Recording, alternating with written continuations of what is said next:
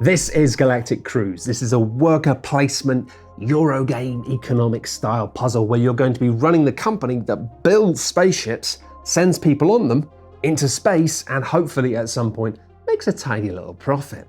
This game came out a while ago, so you might be wondering why I'm reviewing it now. It's very simple. Firstly, it's because only covering games when they're brand spanking new doesn't actually benefit anyone really apart from the people selling them. And secondly, I'm covering it now because I want to. More specifically, because for better or for worse, over the past few years, this is a game that I haven't been able to stop thinking about. And now I'm going to shovel those thoughts into your eyes and or ears. You can play Galactic Cruise with between 1 and 4 players with the hard caveat that you will require one whole table per player. I mean, look at the size of this flipping game. For a game called Galactic Cruise, it's pretty wild that they haven't thought about space. I'm not kidding. This is ridiculous. This game currently is set up for about 1.5 players. You cannot play this game with 3 or 4 players unless you live in a castle. Just like an actual Galactic Cruise, this is quite clearly a luxury product. And as such, I am going to be talking a lot about the physical aspects of this game, the product design later on, because to be blunt, it's a lot of what you will be paying for. But is it a good game, Matthew? Is it a good game? Well, yes, it is good. I mean, when you're looking at something this broad and granular and kind of grey, you know what you're getting into. I mean, yes, this is ostensibly a game about going into space, but where's the fun in that if you don't have to go through 5 to 10 steps of administration before anything can happen? That's board games, isn't it? I'm kind of okay with that. And yes, you've got multiple discrete economies that you're going to have to manage. You've got money. You've got a track that represents your company's reputation. You've even got another token-based resource alongside money, which is advertisements. It's like money, but for television. And on your player board, you've also got the resources that you're going to need to go into space for long periods of time. You know, fuel, oxygen, and cutlery. And because this is one of those wonderful styles of games where you will just sit quietly doing things on your own whilst in the presence of other people, not really making eye contact, these are all resources that you're going to have to balance like an acrobat on a razor if you want to out-efficiency your friends and win the game. It is a slightly forgiving game, as we'll come back to later on, but if you do want to be getting your rockets into space that one turn earlier, then yes, there's frankly slightly too many things that you're going to need to think about. And so, based on what I've just outlined for you, it shouldn't come as a huge surprise that the majority of what you're going to be doing in this game is putting men with clipboards next to large 3D cogs. Now, there will come a time in the game where we actually are going to build a spaceship and send it into space, but that's not going to happen for a very long time, so just make yourself comfortable. We're going to the office. On your turn, you're going to be taking one of your workers from the break room and placing them on one of these 6 different locations. Now, this worker, when placed, will let you do 2 different unique actions, and handily, there are 2 actions you can do already on each of these 6 buildings. These actions are how you're going to interact with the game's frankly ludicrous number of systems. Broadly, you've got actions that let you gain resources in a variety of slightly different ways. You've got actions that let you improve your infrastructure, gain extra little perks, maybe a new worker. But instead of placing one of your workers on the main board, you can place the worker on your own board and you can launch a flipping spaceship. But you can't do that yet. No, stop. I'm going to need you to stop getting excited. You see, dotted around these 6 buildings where you'll place your workers are a whole bunch of different actions, all of which you will need to do in order to build a rocket, fill it with customers, and get it off this bloody planet. First of all, you're going to need the bits that go on the front and the back of the rocket. That's rocket science 101. Next, crucially, you will need room for humans on your ship if you want humans to go into space. You get a space head and a space bum for free at the start of the game, but if you want to make more ships, you're on your own.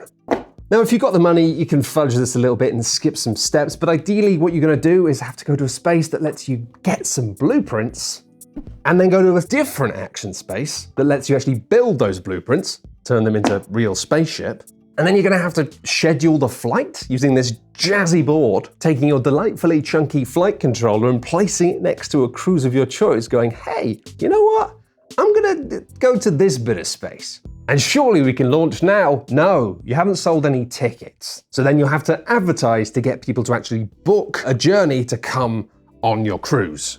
I will admit, it's a lovely part of this design that you can start selling tickets to a cruise to people before you've even started building the ship for it, which is exactly the kind of slightly spicy rule that really brings this sort of game to life. So you've got all these things you need to do in order to launch a space cruise. Like, have you got enough fuel to get you there? Yeah. Oxygen, sure. Cutlery, yeah, I've got loads of cutlery, fine. Have you got cabin space? So at least one of the people who bought tickets to go on the cruise can actually go on the cruise. Yes. The thing is, doing all of these things, it's not too bad, but the problem is that the actions are all over the place. And if I can only do these 2 actions when I place a person here, well, it's gonna take me flipping ages to get all the things I need to get done. I'm sorry, Keith. It's just not optimal. And that's where these cogs come in. Whoa. When you whack one of these chunky cogs down onto the board, not only are you freeing up space so you can now store more resources on your little board, but also you get to put a chunky cog on the board. These cogs create a physical connection between these 2 buildings, so your person can ostensibly access things over here. It's sort of like a corridor. What this means, though, is it means you can place someone here and do one of these actions and then also do one of these actions instead of the other one for the second one. Ooh, flexibility, here I am. So as cogs start going down on the board, all of your turns just become way more flexible. And if you don't have a cog that makes the connection that you need, but another player does, well, you can still use that. You just have to pay them to use it. So it's sort of like a really premium corridor. And there's a lot more going on in the periphery of all of this, but fundamentally, this is a very satisfying little puzzle. Choosing which of these cogs on your player board you're going to remove first so you can hold more resource of that type, but also the really fun decision of where you're going to place your cogs. And because all of these tiles are completely randomized at the start of the game in terms of their positions, it's really a puzzle of trying to work out which combinations of actions are going to be the ones you're going to need to optimally keep using the most and getting your cog in those spots early. Whack a cog in exactly the right spot very early in the game, and other players will begrudgingly have to just keep paying you money. But they probably will. I hope they do. When you're playing this game with fewer players, especially 2, although, as I've said, practically, you're not going to play this with more than 2 players unless you live in a castle, in which case, well, la-di-da. But with fewer player numbers, there's a nice bit of interaction here, but crucially, no blocking. If I really want to use this action space, but old Mr. Blue player has already taken it, I can just bump them off and do it. Fine. But every time you displace another player's worker like this, they get a cheeky little bonus, and they get to have one of their workers back on their board without having to manually recall them, which is usually the way that players will get all of their workers back. And I'll admit, it is nice to have a worker placement game where you can be a bit mean in terms of taking spots that you know other people want, but you're being mean in a way that's not obstructive. But despite that, it is still just pleasingly just a little bit annoying. Anyway, when you've navigated this web of slightly malleable action spaces and you've done all the stuff you need to do to launch that flipping rocket, well, it's blast off in 5, 4, no, wait. This is a detail I really like. Every time you launch a rocket, you're going to place one of your available meeples at the bottom of this launch tower. And then one at a time, you're going to move them up. 5, 4, 3, 2, 1, blast off, etc. But it's just the little bits of admin you've got to remember to do when this part of the game happens. A lot of it's quite tedious. But by making it a little meeple climbing up a tower before climbing into the rocket and then heading off into space, it's really exciting. It's one of the best rules reminders I've ever seen in the board game. Like, remember to take one of your cubes and put it over here in this little matrix of scoring possibility things. I'm not going to get into the weeds of how this works. These slotted little cardboard cheese boards affect scoring, and they also control the flow of the game. Each time you fill one up, it's the end of a round, and when you fill them all up, the game ends. But once you've gotten all your points and you've loaded your special bonus tiles that get you immediate bonuses or better income, etc. board games, once you've done your admin, woomph, it's time to go to space. Blast off. Whoa, I'm in space now. What happens now we're in space? Well, at the start of each of your turns, before you put a worker in the office, you just move this little person one step along this little track. And then you'll get some points and some bonuses and stuff will happen. But eventually your cruise ship will finish its cruise and return from space. And thankfully, considering the faff it takes to actually build a flipping spaceship, you can send it off on another cruise. Reusable vehicles, what will science think of next? But the fact that you can reuse your ships and the fact that you will be building multiple ships does mean that this is a game where it will take you quite a long time to launch one ship, and then before you know it, you've launched one, and then that one again, another one, and the game's over. Most games you'll end up with 2 or 3 spaceships, and you'll get to go on, 4 or 5 flights, perhaps. And that does seem like a lot, but it doesn't feel like it's enough sometimes. Because here's the thing. Here's the thing. Galactic Cruise, it just isn't very galactic. Most of this board, most of this obscene, frankly, table presence, it's these humans on this campus. And this is something that I'm really torn on, because in an economic puzzle like this, a space game, you don't want to be the astronaut. It's somehow weirdly not fun when you're moving cubes around. You do want to be the person with the clipboard. Eurogames, at their best, always put you in the shoes of someone with a really good clipboard. And Galactic Cruise does a good job of that. This is a game that absolutely nails that feel-good combo of fiddling with bits whilst doing borderline mundane tasks. But the name of this game and everything about it, Galactic Cruise, it does feel like a promise. And it's a promise that this game just doesn't fulfill. Almost all of these game systems are about preparing for that launch. But when you do launch the ship, it's at that point that the game feels like an anticlimax. You've got your ship here next to the launch tower, but there's nowhere else it goes. There's no room for anywhere else for it to go. I mean, I usually nudge mine up a little bit, make a noise, to show that it's now in space, but it's not enough. And that's not to say that launching ships isn't really important. It's how you get most of the points in the game.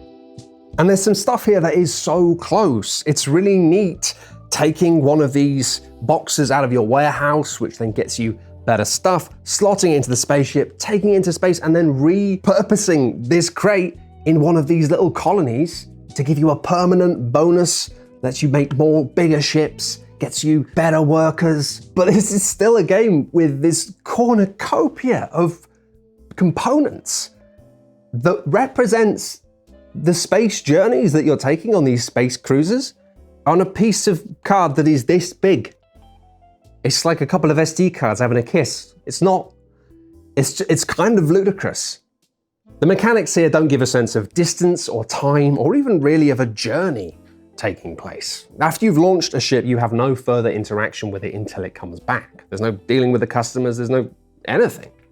Which is pretty weird, because honestly going on a cruise is literally just interaction. You're trapped on a thing with people, and there's no element of that at all. I think the problem is a lot of this theme just feels left on the table, and because of that, the game does fall slightly flat in the ways where it really can't afford to. You have all of these different types of rooms and attractions that you can build onto your cruise ships. But because there's no simulation of actual trips, there's no room for the mechanics to be evocative or spicy.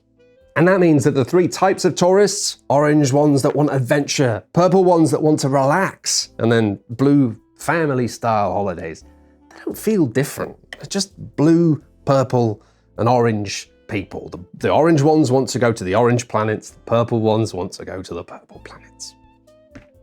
Fine.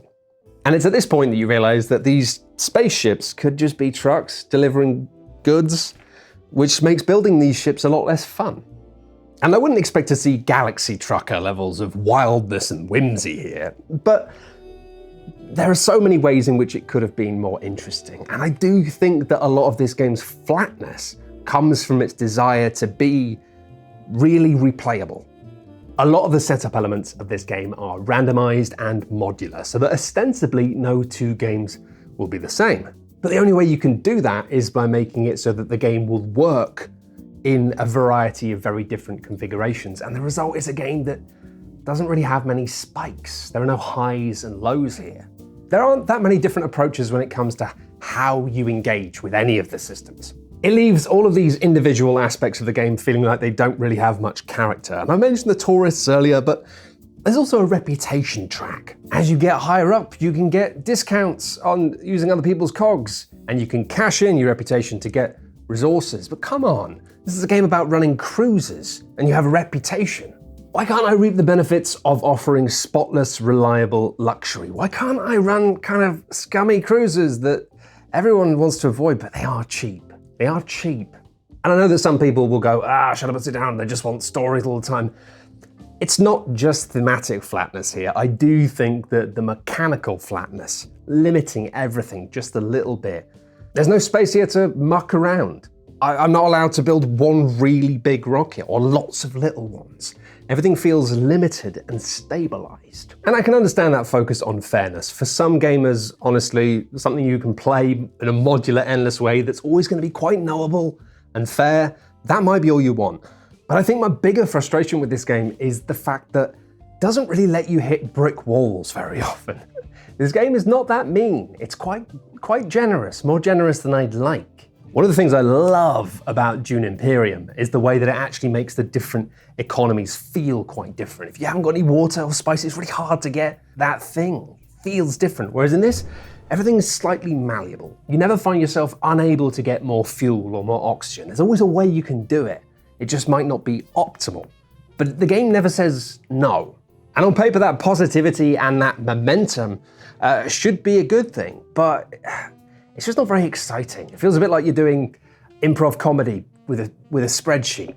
If I was going to point the finger at one part of the game that I think doesn't help, it's probably going to be these action agenda cards over here. Now, these cards basically give you one-off powers that you can use to do pretty impressive game-breaking things that may or may not be useful. But because they may or may not be useful, you can also just cash them in for a resource of one type at any time. And when you combine that with the fact that you can always shunt someone else out of a space and use the action if you want to, it just means you're never really stuck. Because the game's already so generous and so flexible in other ways, the fact that on other players' turns you're getting money or you're getting bonuses from having workers being kicked back to you, not only does this make the game just a little bit frictionless in ways that aren't always more fun, it also puts this game in one of this weird genre of very complicated economic games that I'm seeing lots of at the moment, where I'm so busy constantly, my brain is constantly puzzling, and the puzzle is constantly changing, that I don't even know if I'm having that much fun. I'm just so busy thinking about it and trying to do it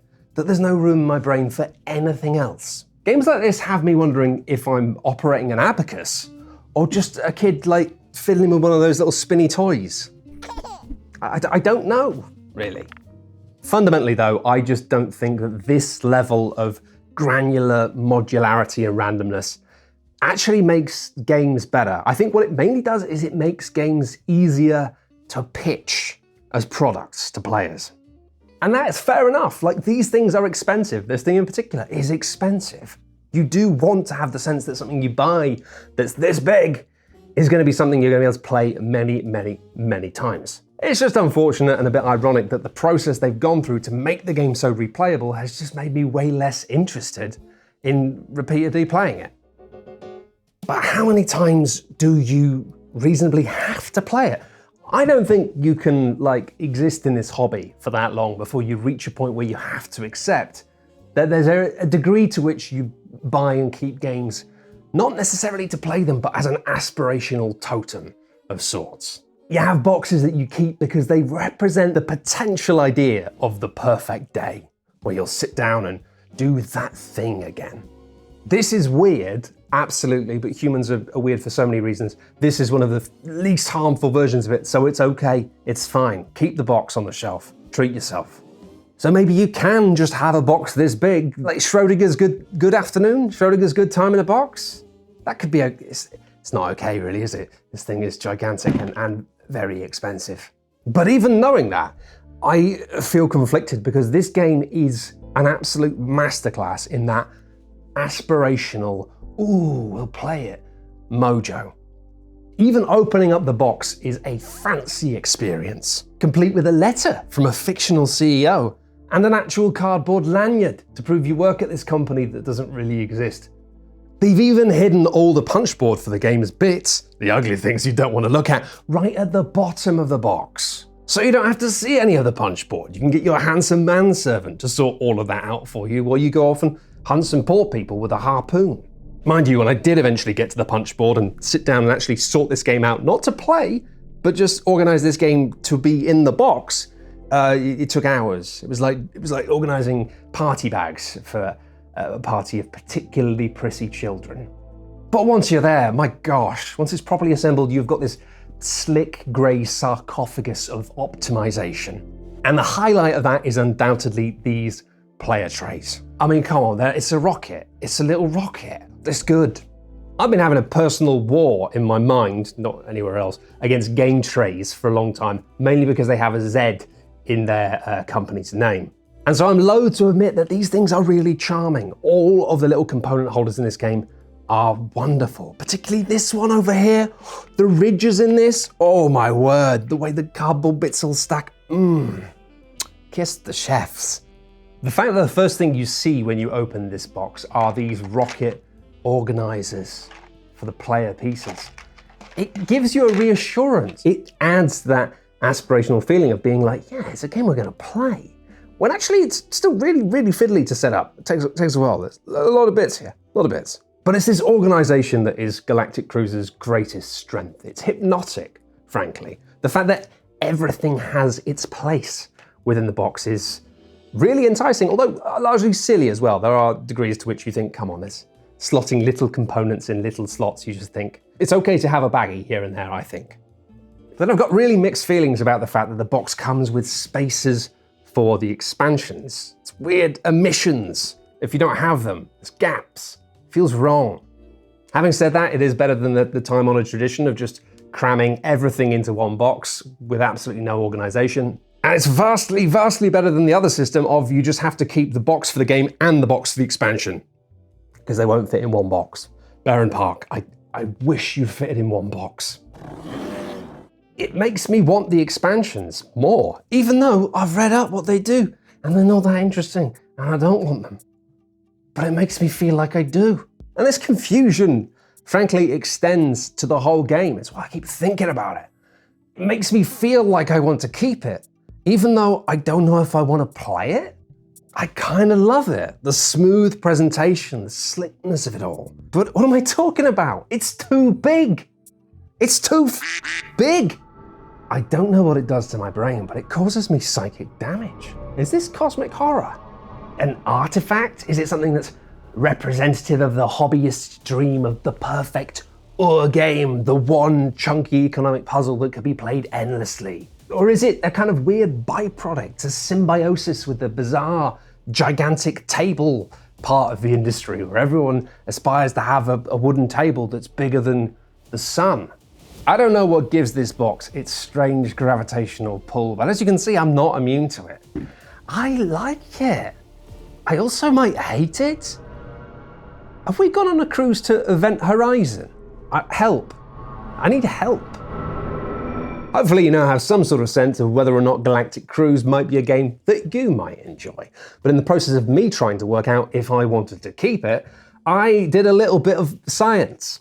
I started thinking about what other games might fit into roughly the same shelf space as this game, at which point it became clear that no, I don't think I do want to keep this game. Shackleton Base, I would highly recommend if you're looking for something crunchy, modular, but also with flavor. And if you do just want something unbelievably dry and mechanical and big to get your teeth into, then I really love Pipeline, another game illustrated by Ian O'Toole. Just get rid of the humans completely, just oil and pipes. Just pipes. It's the dream. And finally, if you want something that is unbelievably pared down and completely focused on telling weird, stupid stories mechanically in space, then do check out our review of Moon Colony Bloodbath, a card game that might be one of my favorite things to come out in years. It is schlocky, stupid, horrible fun. And as a final note, I can guarantee you that a lot of people won't see the value in talking about games that are not brand spanking new. So if you do, and you do want to continue to support conversations about games and thinking about games outside of the hype cycles, then yeah, tell friends about us. Maybe you can subscribe to us on one of the payment things. It's getting to that time of year, and we really, really appreciate it. I hope you have a great day. Goodbye.